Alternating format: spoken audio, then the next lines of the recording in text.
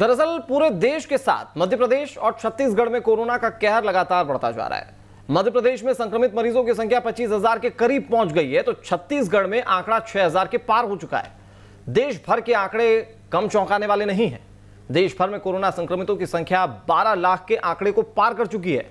मध्य प्रदेश में सहकारिता मंत्री अरविंद भदौरिया को कोरोना हो चुका है, वे कोरोना की चपेट में हैं।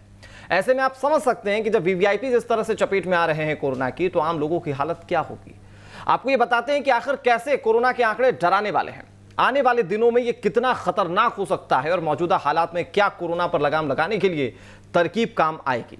इन तमाम मसलों पर बातचीत करेंगे। हमारे साथ मेहमानों का खास पैनल होगा, लेकिन स्थिति क्या है देश और प्रदेश में, उसे समझाने के लिए विशेष रिपोर्ट आपको दिखाते हैं। कोरोना की बेकाबू रफ्तार।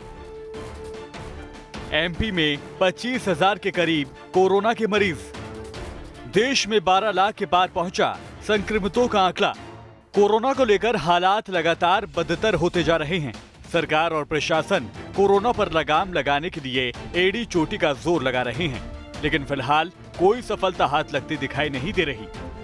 स्वास्थ्य विभाग, प्रशासनिक अमले और पुलिस विभाग में सेंध लगाने के बाद अब कोरोना मंत्रिमंडल तक जा पहुंचा है। सहकारिता मंत्री अरविंद भदौरिया भी कोरोना पॉजिटिव हो गए हैं। अरविंद भदौरिया को चिरायू अस्पताल में दाखिल कराया गया है। चौंकाने वाली बात यह भी है कि अरविंद भदौरिया बुधवार को कैबिनेट की मीटिंग में शामिल हुए थे। अरविंद भदौरिया ने उन लोगों से भी अपना टेस्ट कराने की अपील की है जो उनके संपर्क में आए थे। मैं कोरोना पॉजिटिव पाया गया हूँ। हालांकि कोई लक्षण नहीं थे, फिर भी एहतियात के तौर पर हल्की सी गले में खराश थी। मैंने कल टेस्ट कराया, उसकी रिपोर्ट आई है। देर रात करीब 12:30 बजे मुझे प्राप्त हुई है। मैं रात को स्वयं भी हॉस्पिटल आकर भर्ती हो गया हूँ और ईश्वर की कृपा से अभी स्वस्थ महसूस कर रहा हूँ, अच्छा महसूस कर रहा हूँ। मुझसे जो हाल के दिनों में संपर्क में आए हैं, आप भी अपना कोविड टेस्ट कराएं, घबराएं नहीं। आप सभी स्वस्थ रहें, सुरक्षित रहें, घर पर रहें।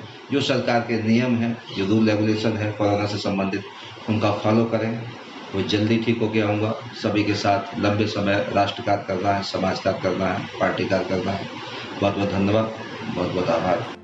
वहीं सीएम शिवराज ने ट्वीट कर अरविंद भदौरिया के जल्द स्वस्थ होने की कामना की है। कैबिनेट साथी श्री अरविंद भदौरिया जी के शीघ्र स्वस्थ होने की ईश्वर से प्रार्थना करता हूं।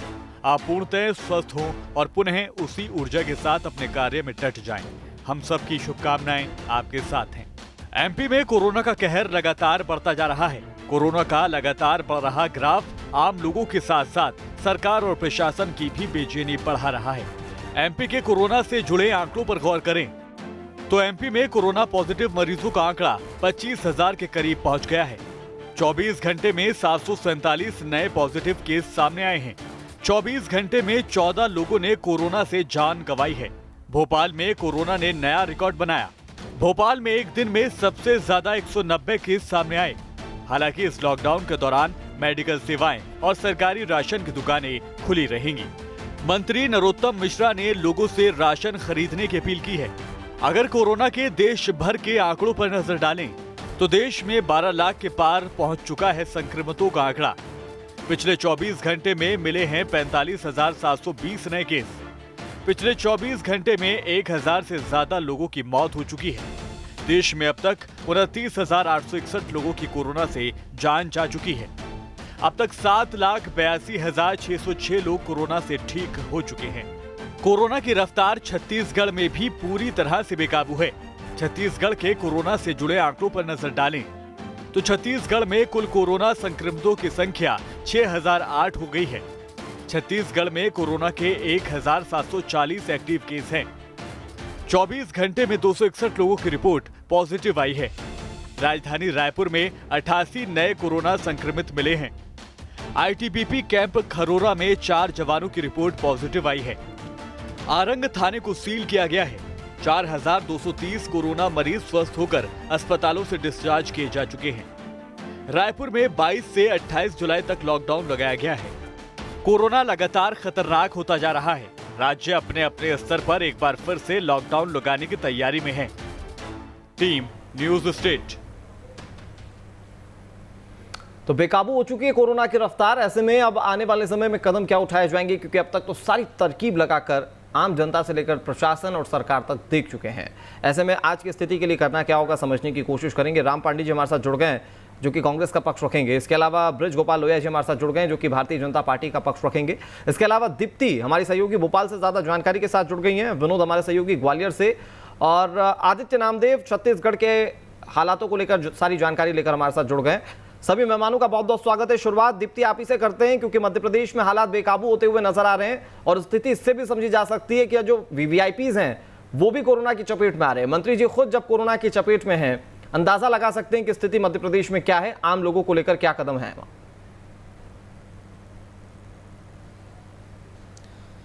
देखिए, अब कोरोना की तो जो स्थितियां हैं, मंत्री जी चपेट में हैं, बल्कि इससे पहले तो बिग बी भी चपेट में आ चुके हैं। तो कोरोना के लिए तो लगातार यही बात थी कि इसके लिए बहुत फर्क नहीं पड़ता कि कौन मंत्री है, कौन संतरी है, कौन आम आदमी है।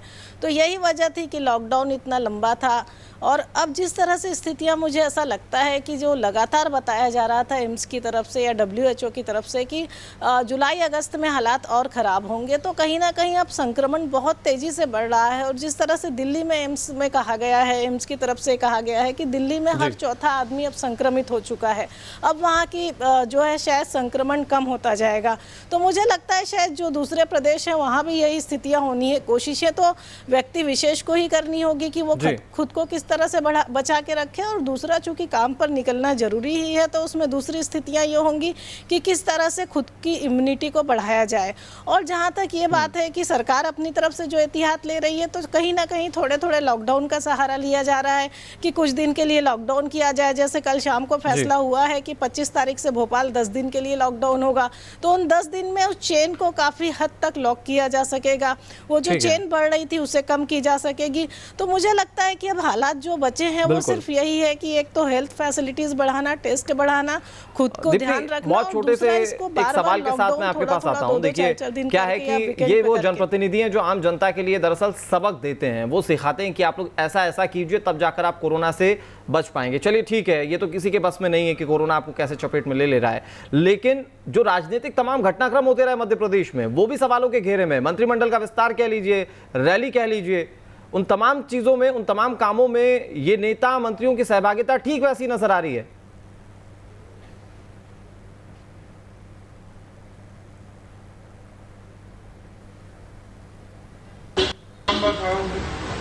दीप्ति, आप सुन पा रही हैं? चलिए, हो सकता है दीप्ति तक आवाज ना पहुंच पा रही हो। विनोद, यही सवाल लेकर मैं आपके पास आता हूं क्योंकि मध्य प्रदेश में अभी तक तमाम राजनीतिक घटनाक्रम जो है वो चलते रहे। हालांकि मुख्यमंत्री और मंत्रियों को काम करना जरूरी है, लेकिन चिंताएं बढ़ जाती हैं इसको लेकर। अगर आपका विधायक, अगर आपके मंत्री जो हैं वो पॉजिटिव हैं, तो वो कितने लोगों से मिले हैं, उसका असर कहां तक होगा। और ग्वालियर चंबल के लिए अहम इसलिए भी हो जाता है क्योंकि यहाँ पर कई सीटों पर अभी उपचुनाव भी होने, तो वहां पर स्थिति कैसे कंट्रोल में की जाएगी, क्योंकि राजनीति तो होती ही रहेगी, राजनीति के साथ उसके तमाम घटनाक्रम भी चलते रहेंगे। क्या सावधानी उस स्तर पर बरती जा रही है?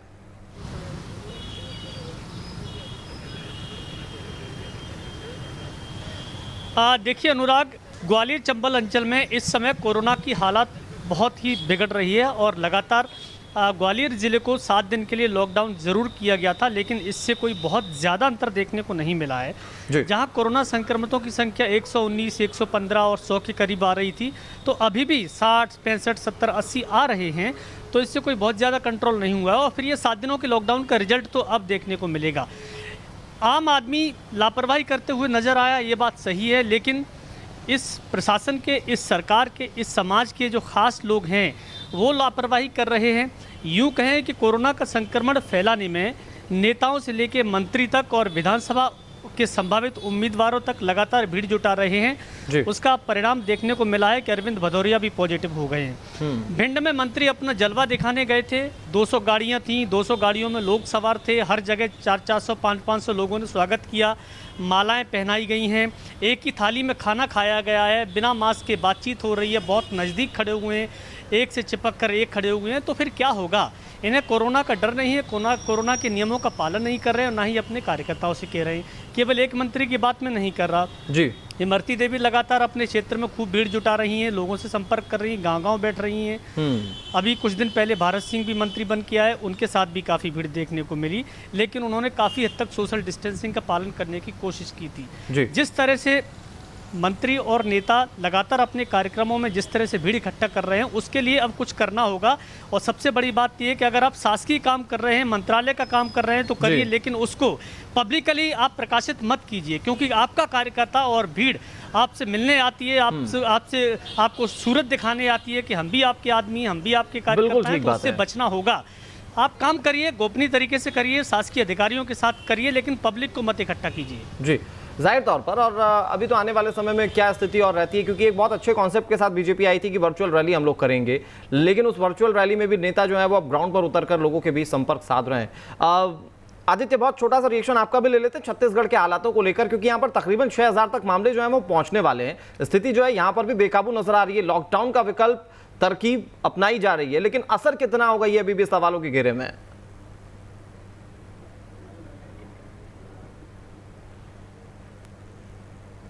हेलो, से शुरू हो चुका है राजधानी रायपुर में। आज दूसरा दिन है लॉकडाउन का और आंकड़े जो हैं 6000 के पार पहुंच चुके हैं। देखिए, सबसे बड़ी बात है, कल 88 नए मामले रायपुर राजधानी में ही सामने आए थे।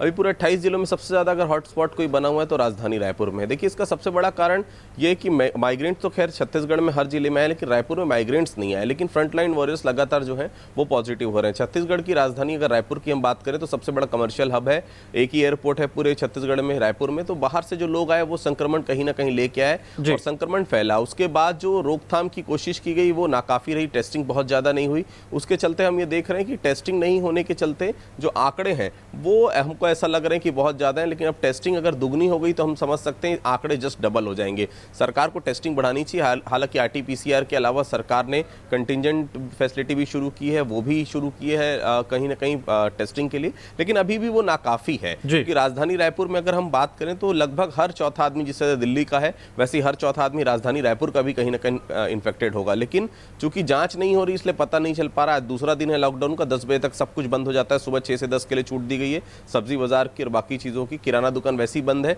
ये कम से कम ये 8 दिन अभी फिलहाल चेन तोड़ने की कोशिश है। ये भी संकेत दिए सरकार ने कि ये जो लॉकडाउन है ये 7 दिन से और को लेकर दरअसल आदित्य अभी भी सवाल है कि वो इफेक्टिव कितना होगा। एक बार फिर से आदित्य आपका रुख कर रहे हैं। हमारे साथ बीजेपी से बृजगोपाल लोहिया जी और कांग्रेस से राम पांडे जी जुड़े हुए हैं।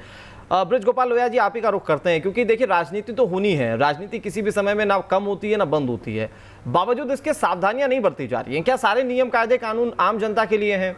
क्योंकि अभी तक जो देखने को मिला, पॉलिटिकल गैदरिंग भी हुई, आप नहीं जुटे, आपके बड़े नेता नहीं जुटे तो आपके कार्यकर्ता जुटते चले गए। उसकी वजह से खतरा, संकट और ज्यादा बढ़ता हुआ दिखता है मध्य प्रदेश में।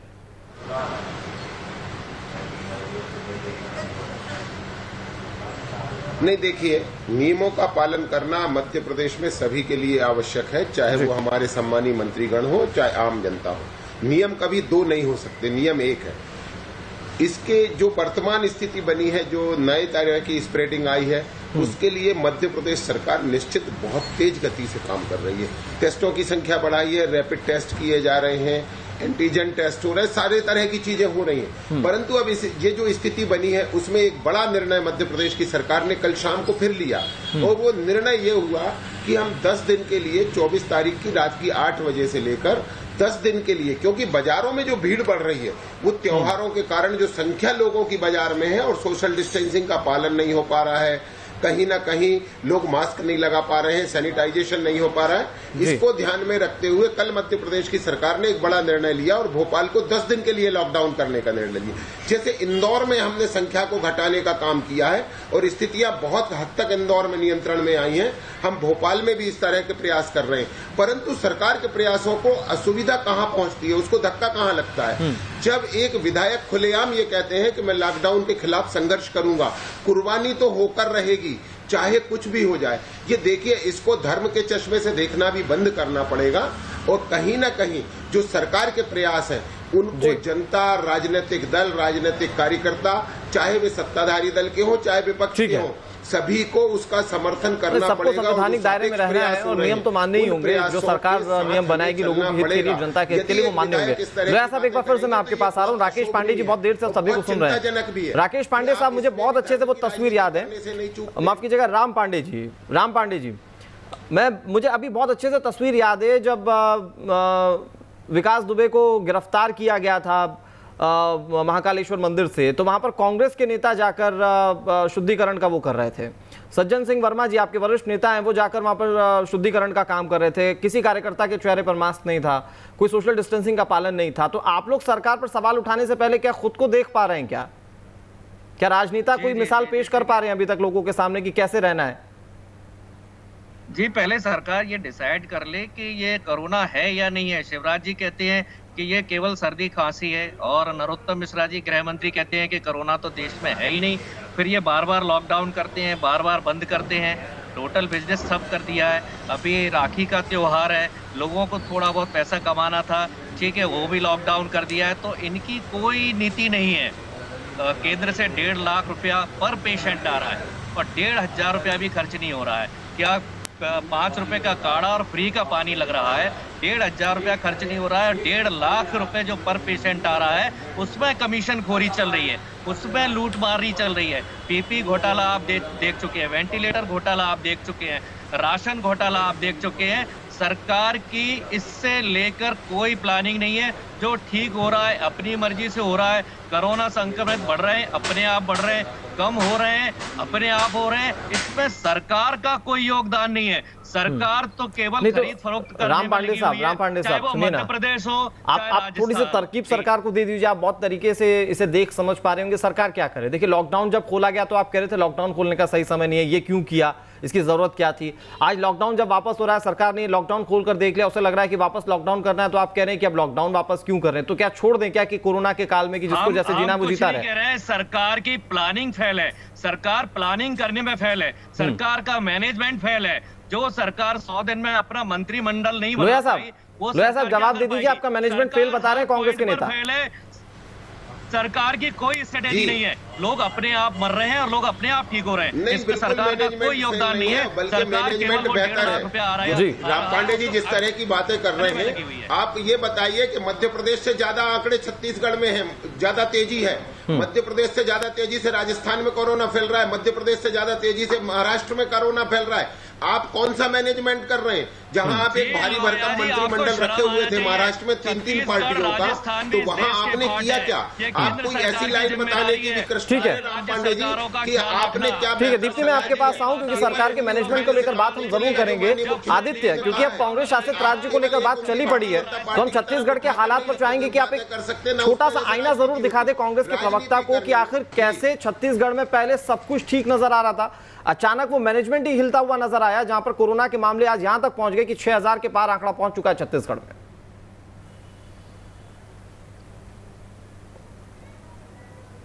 नेतागिरी और सियासत क्या होती है अनुराग जी, इसकी बानगी है। देखिए, लॉकडाउन आपको करना था 22 तारीख से, कल से आपने लॉकडाउन किया। 3 दिन क्यों आपने छोड़ा? क्योंकि आपको गोधन न्याय योजना लॉन्च करनी थी। इतना बड़ा प्रोजेक्ट था, आपको गोबर खरीदना था लोगों से और सरकार की महत्वाकांक्षी योजना लोगों को बतानी थी, इसलिए आपने 3 दिन का ब्रेक किया। एक दिन आपने गोधन न्याय योजना में दे दिया और बाकी निगम मंडल आयोगों के आपने अध्यक्ष बनाए, उनको एक दिन पदभार ग्रहण करने का आपको समय देना था, इसलिए आपने वो समय दे दिया और उसके बाद 22 तारीख से लॉकडाउन कर दिया। इतनी भीड़, हजारों की तादाद में लोग वहां पर गए, निगम मंडलों के पदभार ग्रहण में गए, उसके पहले आपने नियुक्तियां की, उसके पहले आपने बैठकें की ली। इतनी भीड़ आप खुद इकट्ठा कर रहे हैं और आप सोशल डिस्टेंसिंग की बात कर रहे हैं। हर मंत्री सोशल डिस्टेंसिंग का माहौल उड़ा रहा है, हर मंत्री अपने आप भीड़ इतनी इकट्ठे कर रहा है कि कौन जिम्मेदार है इसके लिए? अगर संख्या बढ़ेगी तो कौन जिम्मेदार है? देखिए, कांग्रेस हो या बीजेपी, कहीं पर भी सीरियसनेस बिल्कुल नजर नहीं आ रही है। बिल्कुल सही कहना है, जो लोग ठीक हो रहे हैं सिर्फ अपने आप हो रहे हैं। जिस हॉस्पिटल में आप एडमिट करा रहे हैं, आपके सरकारी अस्पताल में कोई जाना नहीं चाह रहा है, सब एम्स जाना चाह रहे हैं। क्यों? सरकारी अस्पताल में कोई व्यवस्था ही नहीं है, सिर्फ 2 गोली छोड़कर 2 दिन में चले जाते हैं डॉक्टर, कोई मतलब नहीं, किसी को ना कोई टेस्ट करने आता है ना कोई देखने आता है। ना तो ये भारतीय जनता पार्टी, कांग्रेस, दोनों का यही हाल है, चाहे मध्य प्रदेश की हाल हो चाहे छत्तीसगढ़ का हाल हो। हाल कहीं तो राम पांडे साहब, कम से कम आपने स्थिति को तो समझा होगा कि आप मध्य प्रदेश को लेकर जो सवाल पूछ रहे हैं, स्थिति दरअसल हर राज्य में, चाहे वो कांग्रेस शासित हो चाहे वो बीजेपी शासित हो, ठीक एक सी नजर आ रही है। तो ये तो आपके लिए बात हुई राम पांडे जी, लेकिन लोया साहब, आपकी बातों को लेकर मैं दीप्ति के पास जाता हूं। दीप्ति, मध्य प्रदेश शासन की ओर से क्या पुख्ता मैनेजमेंट इस पूरे कोरोना काल में निकलकर सामने आया? क्योंकि हम पहले जान की बात करते करते जान जहां तक आ गए, फिर अनलॉक पार्ट 1, अनलॉक पार्ट 2, फिर अचानक लॉकडाउन, यानी कि अभी भी मैनेजमेंट सरकार तय नहीं कर पा रही है, सिर्फ स्थिति पर छोड़ दिया गया है कि जैसी जैसी स्थिति होगी वैसे वैसे हम कदम उठाते चले जाएंगे।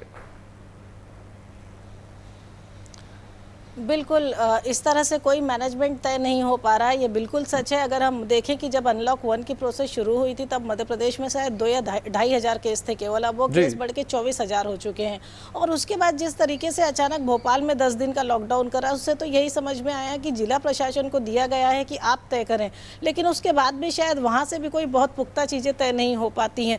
जिस तरह से एक चेन की बात हुई, कैबिनेट मंत्री खुद पॉजिटिव आए, लेकिन उसके बाद से उन्होंने खुद मैसेज दिया कि जो मुझसे मेरे संपर्क में आए वो अपने टेस्ट कराएं, लेकिन उसके बाद लगातार सरकार के कामकाज चल रहे हैं। जैसा कि सरकार ने बोला था कि जान है तो जहान है, फिर जान भी है जहान भी है, लेकिन उसके बाद बोला कि अब इस कोरोना के साथ जीना होगा। तो लगातार 1 to 1 चर्चा चल रही है। किसी और कैबिनेट मंत्री ने अभी ये नहीं बताया कि उन्होंने टेस्ट कराए हैं या नहीं कराए हैं। और उसके बाद जिस तरीके से जिला प्रशासन पे छोड़ा गया है, तो ये निश्चित ही बड़ी बात यह है कि अब लोकल में आप स्थिति देखिए और आप समझिए कि आपको क्या करना है। कुल मिला के राज्य सरकारों ने पूरी तरह से डिस्ट्रिक्ट एडमिनिस्ट्रेशन पे छोड़ दिया है। जैसे कल अचानक भोपाल में 10 दिन का लॉकडाउन हुआ, उससे यही समझ में आता, और आज जो भोपाल में पॉजिटिव केस आए हैं उनकी संख्या 190 है। तो इससे यही समझ में आ रहा है कि संक्रमण बहुत तेजी से बढ़ रहा है।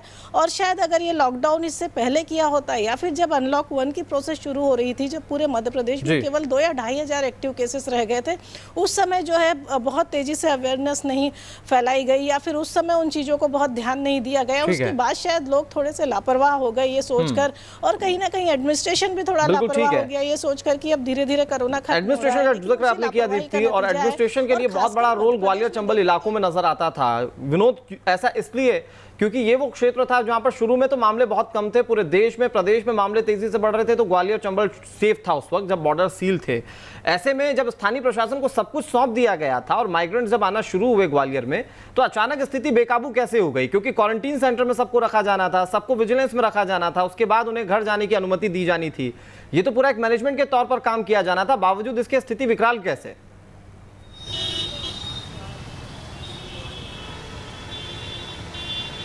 देखिए अनुराग, मैं बता दूं, इसमें चाहे वो स्टेट गवर्नमेंट हो या सेंट्रल गवर्नमेंट हो, बहुत बड़ा फेल्यूर रहा है दोनों ही सरकारों का। ये बात कहने में बिल्कुल भी गुरेज नहीं करना चाहती हम, क्योंकि जिस तरह अलग अलग राज्यों में मध्य प्रदेश और ग्वालियर चंबल के लोग काम करते थे, उनको आपने वापस बुला लिया, क्योंकि प्रोफेशनल से ज़्यादा इमोशनली फीलिंग्स उसमें सरकार की देखने को मिली कि अपने घर परिवार के पास पहुँच जाए।